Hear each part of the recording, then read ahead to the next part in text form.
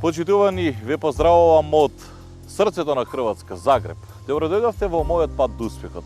Овој пат ви прикажувам една навистина интересна приказна. Приказната на Тарик Филиповиќ, актер, водител. Човекот кој што неодамна ги освои симпатиите во Македонија со едно прашање на квизот кој што тој го води. Кој сака да биде милионер? Тарик Филиповиќ, роден во Зеница, таму останува до средното образование. Потоа доаѓа во Загреб, запишува академија. Веќе 30 години е во Керемпух, театарот на комедијата. Неговата приказна во мојот пат до успехот. Јас сум Мишко Јонов, ве поканувам да останете со нас, затоа што ќе биде многу интересно.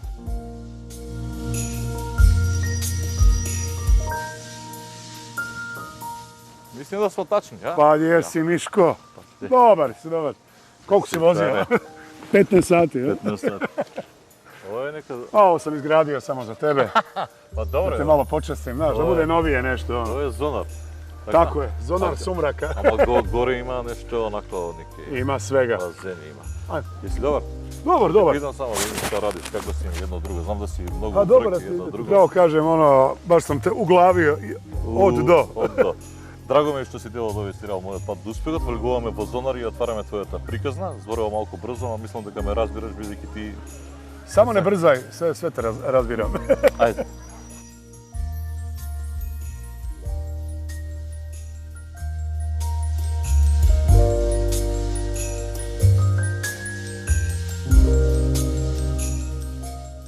Sine moj, tata Čiro te poziva u teatar, na daske, da vidiš kako moj Tarik glumi cijeli moj život. Sve moje tajne, od Travnika, Zagreba, Švicarske preko Irana. Ma predstava, čudo, sine. Тарик Филиповиќ. Taj sam. Добро дојдовме во Загреб, добро ви најдовме. Како сте? Dobro mi došli. Ja dobro, malo još nekoliko dana ovih prije Božića, ovih Nove godine, ludila, a onda ide malo smiraje. A sad je ludilo. А што е ова во Загреб? Прилично метеш. Pa malo je advent, malo je ovo pred novogodišnje vrijeme i Zagreb se trudi da ima najbolji advent u Europi. Nekoliko godina je čak i dobivao te nagrade, a onda se slije još 1 milijun ljudi, a povećao se broj automobila za nevjerojatan postotak u zadnjih godinu dana. Tako da je promet u Zagrebu kao u Istanbulu. U svako doba dana ne možeš stići nigdje. A onda još su nam suzili neke ceste zbog biciklističkih staza i izgorila zgrada Vjesnika, pa nažalost pa je i to zatvoreno, tako da je kolaps. Treba samo sačuvati živce. Во Македонија станавте поприлично вирален од квизот кој сака да биде милионер. После она кога Тарик вели како и да е, за мене Македонија секогаш ќе биде Македонија. Го видовте прашањето претходно или не? Ne, ja ne vidim pitanja nikad prije. Ne. Pa ne, mislim, ja sam stvarno iskreno rekao. Ja Makedoniju volim i Makedonce nekako posebno volim kao narod i ja sam samo bio iskren, nisam htio skupljati nikakve poene, međutim, reakcija ljudi iz Makedonije je bila ono da su mi zatrpali sve društvene mreže i sve sa zahvalama. Nisam ja ništa rekao što ne mislim, tako da, ali eto, puno mi je srce ako sam ljude malo razveselio. Ве сака публиката во Македонија и вие доаѓате во Скопје из Македонија често. Pitanje je za 600 eura. Koji je pridjev dodan imenu države nakon što su odbačeni prijedlozi Gornja, Nova i Ilindenska? A. Sjeverna, B. Istočna, C. Južna, D. Zapadna. Radi se naravno o Međimurju, o Makedoniji. MM, to me malo zeznulo. A kad ste vi BB? Pa da, to. A uskoro će i PP. Pa od ponuđenoga, znači Ilindenska po uspanku, Nova Makedonija, Gornja, Sjeverna Makedonija, a konačni odgovor. Za mene uvijek samo Makedonija. Pa nek se uvrijedi tko hoće. To je taj divni narod, stvarno. Nešto posebno volim Makedonce, jer su topli, jer su... I Dado Topića, koji je isto. Makedonija ti pruža ljubav, tako da. je.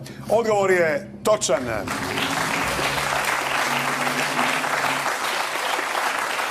600 eura Bojan ima trenutačno.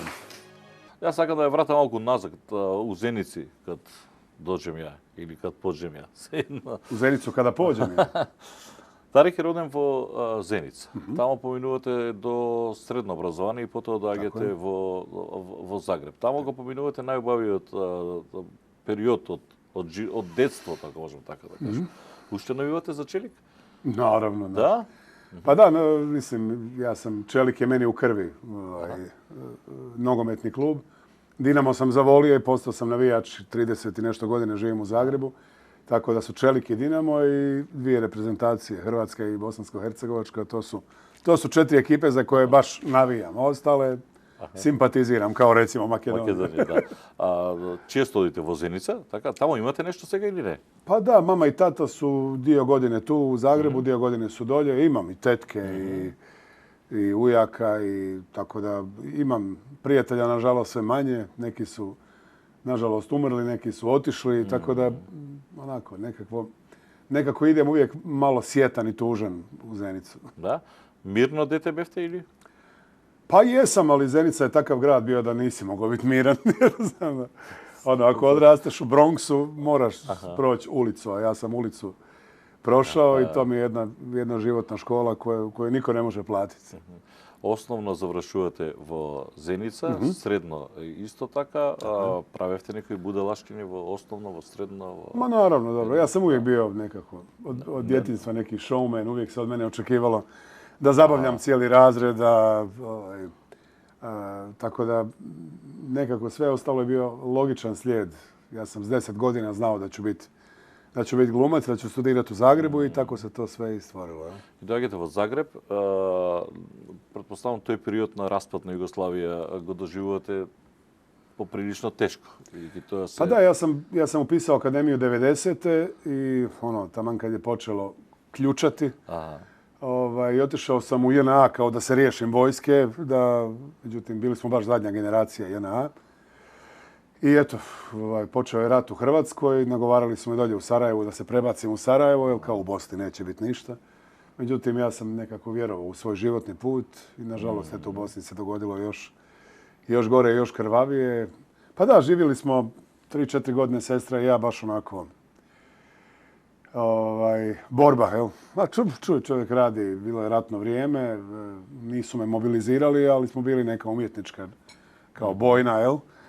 Igrali smo par puta predstave tamo po prvim linijama. I ništa, ja sam prodavao novine, radio ko konobar, radio u autopraonici, eto, tek toliko da mogu imati za osnovne stvari, jer mama i tata su ostali u Bosni, nismo se čak vidjeli 4 godine, nismo se... Da, pričate. Da, 4 godine rata se nismo vidjeli, nismo se mogli vidjeti, nije bilo mogućnosti nikakve. Ali eto, sve je to, hvala Bogu, iza nas, tako da. Ya tengo casi todo lo que me pidió. Cinturones de plomo de submarinismo, VHS de los últimos 100 partidos de Estados Unidos, Hungría, Italia y todo lo demás. Pero aquí pone chicles. ¿De fresa o de menta? Jamás. De melón. 10. Ah, ok. Entrenador, para mí es un No placer. me llames entrenador. No trabajas para los Indians de Cleveland. Ah, ok. Vete a tu asiento. Sí.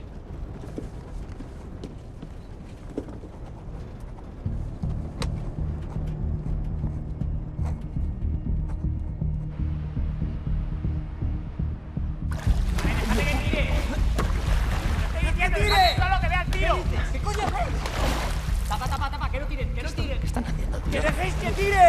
¡Marcao! ¡Vamos a dejar que tire! ¡Normal! ¡Abrid el arco! ¡Joder! ¡Marcao! ¡Dejadme un tiro limpio! ¿Qué hacéis? ¿Qué hacéis? ¡Tenemos el mejor portero del mundo! ¡Venga, hombre! ¡Que es Pur! ¡Aquí, Toto! ¡Aquí!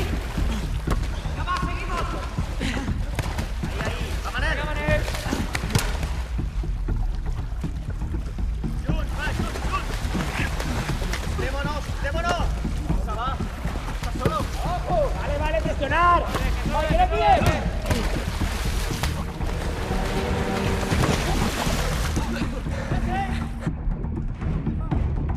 Que no sueltas el balón y te vas a tu puta casa. ¿Qué pasa? ¿No tuviste suficiente con 6 meses de lesión? ¿Quieres otros 6? ¿Qué hacéis? Pau, pasa de ahí. Pasa de ahí, va, Pau. Venga, Javi, para. ¿Qué cojones hacéis? Esto no va contigo, ¿vale? Si va con él, va conmigo, ¿vale? A ti no los que reventaré la puta cara. ¿Qué os voy a mal? Para hablar conmigo te sacas la puta butifarra de la boca, ¿te enteras? Nadie os separe. ¿En serio vas a permitir esto? Se mete en medio, queda eliminado. ¿Qué cojones, tío? ¡Para ya, Javi! ¡No sabes el que se ve!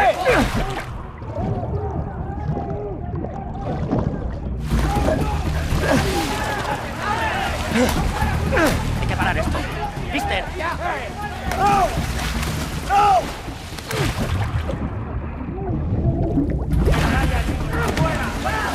¡Pau! ¡Para ya, vaya! ¡Vamos, sale ahí, va! ¡Javi! ¡No!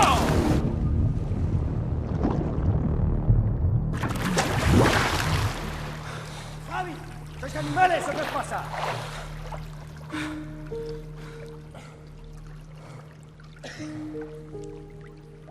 Suficiente vergüenza por hoy.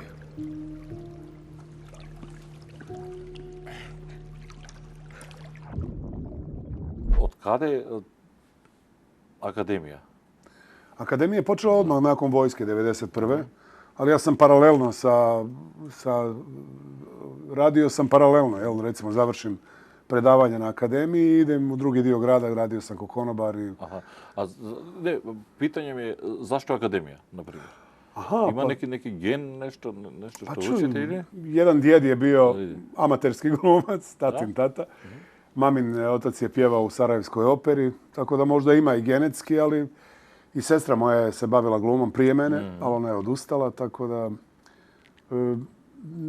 jednostavno, 10 godina sam otišao na dječju scenu Narodnog pozorišta u Zenici i tu sam se nekako, ono što kažu, inficirao i mirisom teatra i svom tom čarolijom i jednostavno više nije bilo uopće upitno. Bilo je samo upitno na koju akademiju, a i to sam rano odlučio kad smo dolazili u Zagreb nekako. Čovjek se vidi nekad negdje, imaš projekciju, imaš viziju, aha, to je to i to želimo ostvariti i eto, tako se i složilo sve. Očekuvate li ovakav regionalen uspeh, ja ski kažem, zato što... Pa čuj, svi mi maštamo o nekoj slavi i popularnosti, a u biti kad dođeš do toga, to je ono što najmanje si u stvari želio od svega. Želio si biti dobar u svom poslu, da ljudi dolaze na predstave, gledaju tvoje filmove, serije, televizijski show, tako da nisam išao vođen time, jer ja nisam baš taj tip koji o sebi razmišlja kao o nekoj trećoj osobi, vidiš ti Miško Ivanov, kako je, Ne, ja sebe smatram apsolutno normalnim i prizemnim čovjekom, a znam čime se bavim i tako uvijek se divim ljudima koji su u drugim segmentima posla takvi, normalni, jednostavni. Kad završi svoj posao, on je normalan čovjek od ti ko ja. Evo, recimo, ko Luka Modrić, njega sam spominjao toliko. Najveći ljudi su najjednostavniji, to je moje zapažanje koje je točno. To je навистина точно, zato što додека го правам овој серијал на мојот пат до успехот, јас практично кај сите луѓе кои што се реализирани, тие се толку нормални во приватниот живот, што едноставно кога човек ќе те праша како изгледа Тарик и се ти многу нормален. Знаеш, тоа е таа телевизиска магија. А Керемпух е твојот дом. Da, Kerempuh, kazalište Kerempuh je ove godine sljedeće godine slavim 30 godina kako sam u Kerempuhu. Eto ti, kako je to proletilo. Ma da, ja sam onako, razmišljao sam ponekad da promjena uvijek dobro dođe, ali ja sam ono što kažu vjeran pas. Ne, Kerempuh je, kako da kažem, baš je Tarik Filipović. Pa je, mi smo se nekako sljubili, kako bi ti rekao. I ja sam postao neko lice koje simbolizira Kerempuh. Ljudi dolaze zbog tebe i zbog drugih glumaca, naravno, ali jednostavno smo se srodili i više se ne bi moglo vidjeti u stalnom angažmanu u nekom drugom teatru. И сега, генерално, Керемпух е символ на сатира, ако можем така да кажем. Satiričko-komediografsko kazalište, znači komedije i satire. Dobra je postava, bravo Daliću. Livaković, Gvardiol, Vrsaljko. Čaleta, car, Vida, Brozović. Kovačić, Modrić, Perišić, Šerebić i moj Zagorec, Kramarić. I Manđo. Manđo ne igra. Ali mali ovaj Katalinski je odličan.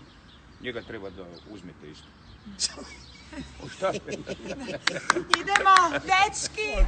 Таа сатира, барем во Македонија, некако како полека да исчезнува. Јас се сеќам, бидејќи ние сме разговарале. Вие сте имале еден мал милион представи во кои што ви гостувале и Туџман, и голем број политичари кои што на крајот на представата или заминувале со наведната глава. Сте се плашиле ли некогаш, например, затоа што текстот се одвестува со случувања актуелни? Pa, znaš što ću ti reći, to je neki test demokracije, jel? Kad smo za vrijeme rata radili predstavu Spika na spiku, gdje su likovi bili Tuđman, Izetbegović, Milošević i bila je ultra popularna. Bilo je čak neki ljudi za koje vjerojatno predsjednik Tuđman nije ni znao, su nama kao prijetili, poješće vas mrak. Mi nikad, stvarno, ljudi su, čak je i Tuđman bio na predstavi Spika na spiku i dolazio je Ivica Račan i njega smo igrali, Savka i drugi političari. Pa mislim i tu je veličina političara, naravno, ako ti ne možeš podnijeti za frkanciju na svoj račun. U ratno vrijeme smo čak se malo i bojali, ali ispalo je da je tada bilo puno više slobode nego sada. Ali i sada, ja recimo sam pisao i režirao predstavu Predsjednici i Ca, gdje kod Kolinde Grabar-Kitarović dolaze na večeru Josipović, Mesić, Tuđman i Tito i pokušavaju izvući i Hrvatsku i sve iz situacije u kojoj se nalazimo. I tu ima stvarno ultra puno oštre satire, međutim, nitko nije negativno reagirao. Čak su Mesić i Kolinda Grabar-Kitarović bili na premijeri. Mesić je čak 2 puta gledao predstavu, tako da... mislim, nemamo problem s tim. Vidim i u Srbiji su dosta oštri.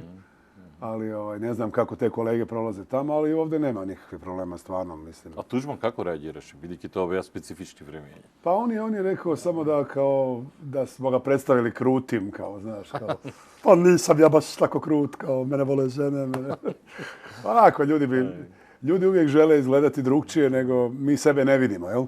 Da. Znaš, kad tebe neko imitira, kažeš, pa nisam to ja. Pa jesi, samo se... Ne vidiš i drugačije se zamišljaš. Имам еден заеднички пријател кој што за жал не е повеќе меѓу живите, Чиро Блажиевич. Имаше представа и за Чиро. Неверојатно како. Pa da, ja sam mene Čiro inspirirao stvarno, jer smo dugogodišnji prijatelji i kako smo se duže družili, ja sam vidio film, seriju i na kraju sam rekao zašto ne predstava, za života čovjekovog, da napraviš predstavu o njemu i stvarno tako je, dugo sam ga nagovarao. 2,5 godine skoro, 3 godine sam njega nagovarao, on to nije htio, on je mislio da je to labuđi pjev. I kad sam napravio predstavu, isti problem je bio. Njemu je sve počelo smetati. Smetalo mu je što se ljudi smiju, smetalo mu je... Ja sam rekao, gle Čiro, ja sam te napravio najbolje što sam mogao. I na kraju je shvatio kad su došli njegova supruga, prijatelji, kad su rekli ovo je top. I onda je rekao onu rečenicu, sine, hvala ti što si me za života učinio besmrtnim. I evo, to je... I do njegovog zadnjeg dana smo stvarno bili u kontaktu i gledao je predstavu 7 puta. 7 puta? Da. Dobro, predstavата je cijelo vrijeme vaka so imitiranje na glasot na Čira? Pa nije to imitiranje, to prelazi granicu imitiranja. Imitiranje je kad je nešto instant i kratko. Evo, sad ja tebe imitiram malo ono. A ti kad uđeš čovjeku u psihu, u kožu, u dušu, ja mogu cijeli dan biti Čiro, cijeli dan mogu biti Tuđman, Milošević, svi ljudi kojima sam ušao u mindset, u gestu, u način razmišljanja. Ja sad znam šta bi Čiro rekao tebi, šta bi rekao našem snimatelju. Točno znam kako bi reagirao, kako bi se nasmijao, kad bi se naljutio. To više nije imitiranje. Ti onda živiš taj lik na sceni, definitivno. Jer imitacijom se ne bavim osim na druženjima. Ovo je ozbiljna priča. Uvijek govorim kad je Val Kilmer igrao Morrisona u filmu ili Ben Kingsley kad je igrao Mahatmu Gandhija, niko nije govorio da ih imitiraju. Ali to su bili oni. Jednostavno uđeš čovjeku u sve. Pa dobro, vjerojatno je polesno na lugite da im objasniš. Ma sine moj, ma ti si najbolji novinar kojeg je Makedonija dala i matere mi moje. Ma ovi drugi se sakrit mogu, vidi ovog malog žena. I onda bi to rekao i drugom i trećem. I žensko, moj, kakva si dama, vidiš ti. Jednostavno bio je čovjek koji je kolektor dobre energije. Apsolutno. Isto je prošao ulicu. Kako nema nekoj od Makedonije nekoj? Znaš od Makedonije nekoj političari? Pa znam, ali... Ne ti je fakta. Nije me povuklo da ih imitiram. Pa ne da ih imitiraš, nego da napraviš nekoj predstavu za nekoj... Ha, čuj, to je... Nije sme baš satira, pošto nemame satire. Pa onda, reći ću ja svojim kolegama dole, glumcima. Pa možeš i ti da napišeš neki tekst. Ovako... Pa dobro, nisam previše upućen u situaciju. Jesam onako, znam uvijek šta se događa i ko je, ali nisam jednostavno na dnevnoj bazi da bi znao problematiku. Recimo za Srbiju bi mogao odraditi to, jer previše nas bombardiraju. Pa dobro, i mislim da i Kiro možeš da ga obravotiš, Gligorov. Mislim da gore-dole го фати, но тоа се време.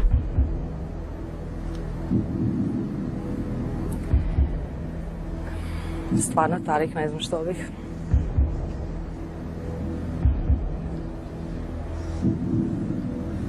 Ne držim nikakve znakove na vašem licu. Ne možete kao što vas je napadala.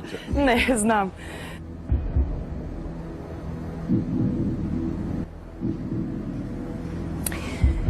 Bej Sandra Antolić, konačan odgovor.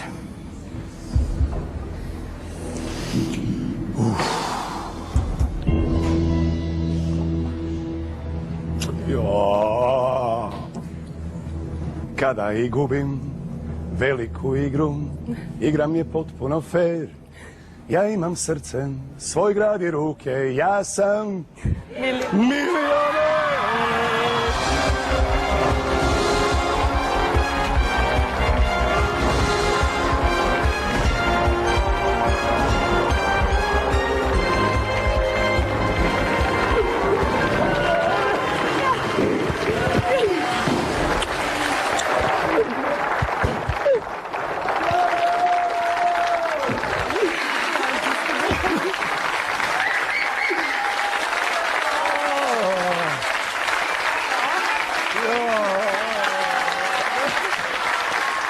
Recimo imao sam jedan tjedan kad smo igrali 7 dana, sam igrao 7 različitih predstava. Ali ja se, sad mogu skinuti ovo i otići igrati ovo, pa ovo, tako da nije to problem. Jedino što se ne zatrpavam poslom kao prije. Sad ono što znam da ne mogu ispuniti, nažalost odbiješ, teško ti je, ali ne mogu, nisam nikad glumio u sapunicama zato što znam da ne mogu na to odgovoriti.